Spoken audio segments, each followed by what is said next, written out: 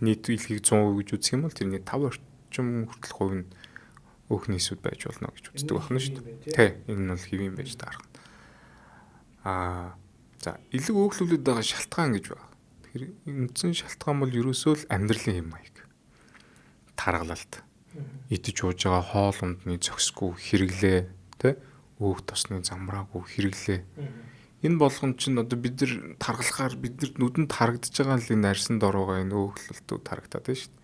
Гэтэл яг ялгаагүй хүний биеийн дотор эргэтнүүдийн өөхний хэмжээнүүд бас нэмэгдэж байгаа гэсэн үг. Өөх тосны солилцооны алдагдал гэсэн үг.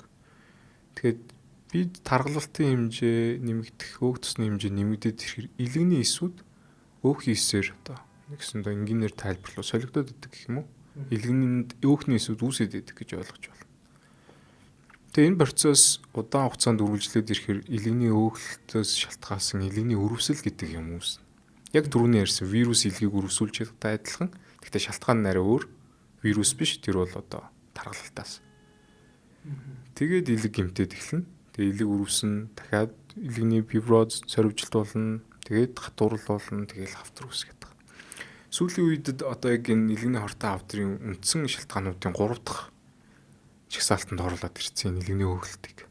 Яг хөдөө орон нутагт очиод үзлэг хийхээр вирус байхгүй. Тэгсэн мөртлөө илэг нь өөхөлдсөн. Амар хэмжээний өөхөлдсөн, зарим хүмүүс нөөхөлтөөс болоод алидын өрөвсөд эхэлсэн тийм хүмүүс байгаа. Тэгээ тэдний эцсийн зогсоолч гэсэн бас л цааталт нь илгэний хавтар гэдэг юм хүлээж байгаа гэсэн үг. Нэг ялгаатай юм нь за би илгэний өөхөлтөө гэдэг би мэдлээ, тэ? Илгэний өөхөлтийг бол заавалчгүй тийм хүнд нарийн шинжилгээ хийгээд мэддэг юм биш байхгүй юу? Хэвлээхоо гэдэг шинжилгээ үзлээ. Илгийг нь харлаа. Таны илэг өөхөлтөө байна гэдгийг одоо тухайн хүндээ зовир шаналгаа багтаагаар илрүүлчих бод. Таны одоо хүртэл идэж байгаа энэ ууж идэж байгаа хоол унд амьдралын хэм маяг чинь болохгүй байна. Таны илэг одоо өөхөлдсөн байна гэдгийг чинь хэлээд өгч байгаа.